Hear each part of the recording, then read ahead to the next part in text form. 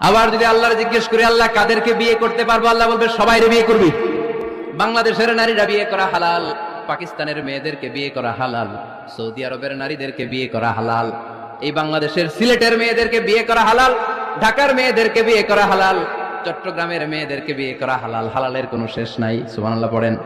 কিন্তু যখন জিজ্ঞেস করলাম তাহলে কাকে কাকে বিয়ে করা হারাম, তখনই আল্লাহ গুনে গুনে 14 জনের নাম বলে দিলেন, পড়েন সুবহানাল্লাহ। হুররিমাত আলাইকুম উম্মাহাতুকুম ওয়া বানাতুকুম ওয়া আখাওয়াতুকুম ওয়া আম্মাতুকুম ওয়া খালাতুকুম ওয়া বানাতুল আখি ওয়া বানাতুল উখত। চিল্লায়ে পড়েন আল্লাহু আকবার। যখন হালাল তখন ব্যাপকভাবে বললেন সব মেয়েদেরকে বিয়ে করতে পারো। মুসলিম যত নারী হয়, বাংলাদেশের হোক, পাকিস্তানের হোক, ইন্ডিয়ার হোক, গোটা বিশ্বের যে কোনো জায়গার মুসলিম নারী হলেই সেটা হালাল। কিন্তু হারাম কোনটা যখন জিজ্ঞেস করলাম, গুনে গুনে বললেন মাকে বিয়ে করা হারাম, নিজের কন্যাকে বিয়ে করা হারাম, বোনকে বিয়ে করা হারাম, ফুফিকে বিয়ে করা হারাম, খালাকে বিয়ে করা হারাম, ভাতিজিকে বিয়ে করা হারাম, নিজের ভাগ্নিকে বিয়ে করা হারাম। সুবহানাল্লাহ পড়বেন না? তাহলে সহজ না কঠিন? চিল্লায় বলেন কি সহজ ইসলাম, কত সহজ। দাঁড়িয়ে নামাজ পড়া ফরজ, দাঁড়াতে পারতেছেন না, বসে পড়লেও কবুল করবে কে? অজু করে নামাজ পড়া কি? পানি নাই, তায়াম্মুম করে নামাজ পড়লে কবুল করবে কে? বিয়েতে মোহরানা দেওয়া কি? মোহরানা নাই। এক সাহাবী বললেন ইয়া রাসূলুল্লাহ বিয়ে করব, মোহরানা আছে? না।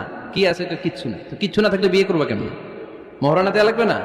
কোরআন পারো? পারি। কয়টা সূরা? এতটা সূরা। এক নারীকে জিজ্ঞেস করলেন কোরআন পারো? বলে না, পারি না। আল্লাহ হাবিব সাল্লাল্লাহু আলাইহি ওয়াসাল্লাম দুইজনকে বিয়ে পড়াই দিলেন। আর নারীকে বললেন মা তুমি কোরআন পারো না, কিন্তু তোমার স্বামী কোরআন পারে, তোমার স্বামী টাকা দিয়ে পয়সা দিয়ে তোমাকে মোহরানা দিবে, সামর্থ্য তার নাই, সে প্রতিদিন তোমার একটু একটু করে কোরআন শিখায় দিবে, এটাই মা তোর বিয়ের মোহ। এটা শুনবেন? আওয়াজ করে বলতে হবে ইসলাম কি কঠিন না সহজ? মাশাআল্লাহ। দুইটা মূলনীতি বুঝে গেছেন না? পৃথিবীর সব হালাল যতক্ষণ না দলিল পাওয়া যায়। হালাল বলতে দলিল লাগে না, হারাম বলতে দলিল লাগে। 2 নাম্বার, হালাল আনলিমিটেড আর হারাম লিমিটেড, সহজ করে দিয়েছে, সুবহানাল্লাহ পড়েন। 3 নাম্বার, হালাল হারামের মূলনীতি হচ্ছে ইসলাম শুধু হারাম বলে দিয়ে বসে থাকে না। কোন বিষয়ে যদি ইসলাম হারাম ঘোষণা দেয়, ইসলাম একটা অল্টারনেটিভ আমাদেরকে সাজেস্ট করেছে। সুবহানাল্লাহ কোন?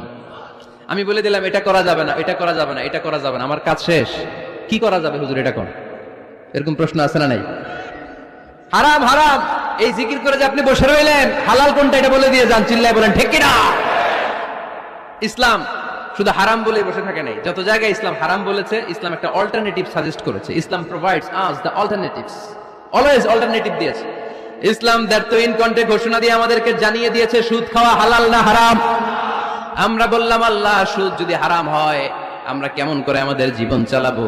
আল্লাহ বললেন ওয়া আহাল্লাল্লাহুল বাই'a ওয়া হারামার রিবা। চিন্তা নাই, ভয় নাই, কেমন করে সমাজ চলবে জেনে রাখো। আমি আল্লাহ যখনই সুদকে হারাম করেছি, তার বিপরীতে ব্যবসাকে আমি আল্লাহ তোমাদের জন্য হালাল করে দিয়েছি। অল্টারনেটিভ আছে না নাই? অল্টারনেটিভ মানে বুঝেন তো? বিকল্প। অল্টারনেটিভ মানে কি? বিকল্প। সুদ হারাম, সুদ হারাম বলে বসে থাকলে হয়তো ঝামেলা লাগতো না। সুদকে হারাম করে দিয়ে অল্টারনেটিভ আল্লাহ আমাদের জন্য ব্যবসাকে হালাল করে দিয়েছেন, পড়েন সুবহানাল্লাহ। ইসলাম বলেছে ওয়ালা তাকরাবুজ জিনা, খবরদার বিবাহ বহির্ভূত, গার্লফ্রেন্ড বয়ফ্রেন্ড বলেন, পরকীয়া বলেন, কোন ধরনের শারীরিক সম্পর্ক জায়েজ নাই, এটা হারাম, জিনার কাছেও যেও না। এখন আমরা বললাম আল্লাহ জিনার কাছেও যদি না যায় তাহলে যৌন চাহিদা মিটাবো কি করে? আল্লাহ বললেন জিনাকে হারাম করেছি, অল্টারনেটিভ বিয়ের জায়েজ করে দিয়েছি।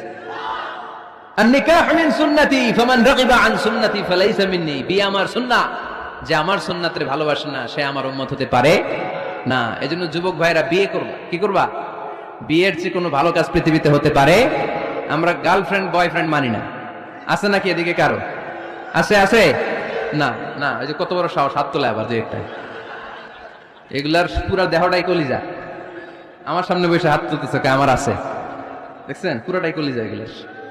না, এই জিএফ বিএফ এগুলোর সাথে আমরা নাই। আমরা বিয়ে করব, বিয়ে করলে বরকত দেয় কে? ছেলের বাপ মেয়ের বাপ সহজ করে দেন, সহজ করে দিবেন। কালিয়ারা না, কালিয়ারার ছেলের বাপ মেয়ের বাপ যারা আছেন সহজ করে দেন। ছেলে যদি মেয়েকে পছন্দ করে, মেয়ে যদি ছেলেকে পছন্দ করে, ছেলে যদি নামাজি হয়, কর্মঠ হয়, মেয়ে যদি ভদ্র হয়, বাদ সাধবেন না, বিয়ে দিয়ে দেন। কারণ বিয়ের চেয়ে ভালো কাজ আর হতে পারে না। যে পোলাপনের গলার আওয়াজ বেড়ে গেছে, এখন মহা খুশি, এখন আজহারি হুজুর জিন্দাবাদ আল্লাহ। তো এই জন্য বিয়েটাকে সহজ করেন। খেয়াল করবেন যেই সমাজে বিয়ে করা কঠিন ওই সমাজে জিনা করা সহজ। যেই সমাজে জিনা করা কঠিন ওই সমাজে বিয়ে করা সহজ, ঠিক কি না? পুরো উল্টো। বাংলাদেশে কোনটা করা কঠিন?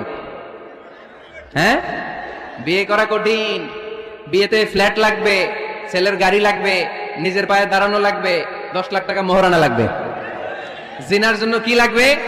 কিচ্ছু লাগবে না, টোনাটুনি রাজি, তুমি আমি রাজি, অবৈধ সম্পর্ক হতে আর কিছু লাগে না। চিল্লায় বলেন ঠিক কি না? কিন্তু বিয়েতে অনেক কিছু লাগবে, এইটা ওইটা। ছেলেরা কই তুই নিজের পায়ে দাঁড়া, তুমিও নিজের পায়ে দাঁড়ায় দেখাবে, এই যে নিজের পায়ে দাঁড়াইছে। তো এতদিন সে কার পায়ে দাঁড়াইছে? নিজের পায়েই তো দাঁড়াইছে। সহজ করবেন, বিয়েরে কঠিন করেন না। এই যে আমার নানা ভাই আছে, নানা ভাইয়ের এখানে যাবেন, নানা ভাইয়ের মসজিদ দেখলাম, কাবা ঘরের যে ডিজাইন, আর্কিটেকচারাল ডিজাইন, ওই সিস্টেমে মসজিদ। আজকে জোহরের সালাত পড়লাম, ওই মসজিদে নানা ভাই বিয়ে পড়াই দিবে। সবাই চলে যাবে নানা ভাইয়ের কাছে। রাজি আছো সবাই? ওই যে খুশি, সব খুশি। দেখছেন বিয়েটা যে ভালো জিনিস তার প্রমাণ। বিয়ের কথা কইলেই পোলাপান খালি হাসে। এটা জান্নাতি সম্পর্ক। তো এই কারণে সাইয়েদনা আদম আলাইহিস সালাম আর হাওয়া আলাইহাস সালাম দুজনকে বিয়ে পড়াই দিছিল কে? এই দুইজন এমন দুজন মানব আর মানবী, ওনাদের কোনো শৈশব ছিল না, ওনাদের কোনো কৈশোর ছিল না, যৌবন দিয়েই শুরু। এজন্য আগে আল্লাহ বিয়ে পড়াই দিছে। কথা কেন? ওই মেয়ে, আপনার শৈশব আছে না নাই? কৈশোর। আদম আলাইহিস সালামের শৈশব, কৈশোর। হাওয়া আলাইহাস সালামের শৈশব, কৈশোর। জীবন শুরু করছে কি দিয়া? যৌবন দিয়ে। বিয়ের দরকার আছে না নাই? এজন্য আল্লাহ জান্নাতে বিয়ে পড়ায় দিলেন। বিয়ের সম্পর্কটা জান্নাতি সম্পর্ক, বিয়ের ভালোবাসাটা জান্নাতি ভালোবাসা। এর চাইতে পবিত্র ভালোবাসা দুনিয়ায় হতে পারে? তাহলে ইসলাম কোন জিনিসকে হারাম ঘোষণা দিয়ে মুখে কুলু পেটে বসে থাকে নাই, অল্টারনেটিভ সাজেস্ট করেছে। সুদ খাওয়া হারাম, অল্টারনেটিভ ইসলাম আমাদেরকে বলে দিল ব্যবসা হালাল। জিনা করা হারাম, পরকীয়া হারাম, গার্লফ্রেন্ড বয়ফ্রেন্ডের এই কালচার হারাম, তার বিপরীতে বিয়ে করা হালাল। সুবহানাল্লাহ পড়েন। এরপরে ইসলাম বলে মদ খাওয়া হারাম। ইন্নামাল খামরু ওয়াল মাইসিরু ওয়াল আনসাবু ওয়াল আজলামু রিজসুম মিন আমালিশ শাইতানি ফাজতানিবু। আল্লাহ বললেন মদ খেও না, মদ তোমাদের জন্য হারাম ঘোষণা করা হলো। আমরা বললাম আল্লাহ, শীত প্রধান দেশে মদ খেলে শরীরটা গরম থাকে, মদ না খেলে তো বেঁচে থাকার উপায় না। স্ক্যান্ডিনেভিয়ান কান্ট্রিগুলোতে, সাইবেরিয়াতে মদ না খেলে ওদের বাঁচার উপায় নাই। এখন অল্টারনেটিভের দরকার আছে না নাই? আল্লাহ বললেন মদকে হারাম করেছি, কিন্তু মধু খাওয়াকে হালাল করে দিয়েছি। মধু খান আপনারা? আজকে খাইছেন কে কে দেখি? আজকে অনেকে খাইছেন? মাশাআল্লাহ, হাত নামান। মধু 5-6 চামচ খেয়ে দেখেন একসাথে। মদের বাবা এটা, চিল্লায় বলেন ঠিক কিনা? শরীর গরম হবে, অনেক শক্তি হবে। মধুর মধ্যে আছে ফ্রুকটোজ। কি আছে? ফলের মধ্যে আছে সুক্রোজ, আর চিনিতে আছে গ্লুকোজ। ফ্রুকটোজ আর সুক্রোজ এটা স্বাস্থ্যসম্মত, এটা ভেরি হেলদি ডায়েট। এটা খাবেন, তাহলে সুস্থ রাখবে কে? তাহলে সুক্রোজ খাবো, ফ্রুকটোজ খাবো, আর গ্লুকোজ কমাই দিব। রাজি আছেন তো? এরপর ইসলাম আমাদেরকে বলল ঢোল বাদ্য বাজানো এটা হারাম, অশ্লীল গান বাজনা হারাম, নাচানাচি হারাম। আমরা বললাম আল্লাহ, বিনোদনের একটা মাধ্যম তো আমাদের লাগবে। ইসলাম বলল ইসলামী নাশিদ যদি তুমি গাও সেটা হালাল। ঢোল হারাম, কিন্তু তার বিপরীতে দফকে হালাল করেছে কে? ঢোলের দুই দিকে আটকানো, এটা বাজালে নেফাকি তৈরি হয়, ধামধাম আওয়াজ তৈরি হয়, এমন বিট তৈরি হয়, ডান্স দিতে মনে চায়। আছে না নাই? প্রায় মাঝে মাঝে দেখি ওই গায়ে হলুদের অনুষ্ঠানে ইত্যাদি ইত্যাদি অমুক অনুষ্ঠানে বাসার ছাদের উপরে এমন বিটে হেভি মিউজিক্যাল ইনস্ট্রুমেন্ট দিয়ে এমন গান ছাড়ে, পুরো এলাকাটা কাঁপে ওনাদের সাথে। দুম্মা চলে, দুম্মা চলে, খালি কি চলে? দুম্মা চলে। খেয়াল করছেন? আপনার কাছে যদি বাজায় এই টেবিলটা কাঁপবে, সাথে সাথে আপনার শরীরও কাঁপবে, আপনাকে ক্রেজি বানাবে। ইসলাম বলেছে না, যেটা তোমাকে ক্রেজি বানায়, যেটা তোমাকে অস্থির বানায়, যেটা তোমাকে অশ্লীল বানায়, ওটাকে হারাম করেছে কে? কিন্তু তার বিপরীতে সুস্থ বিনোদন আমাদের জন্য হালাল করে দিয়েছে কে?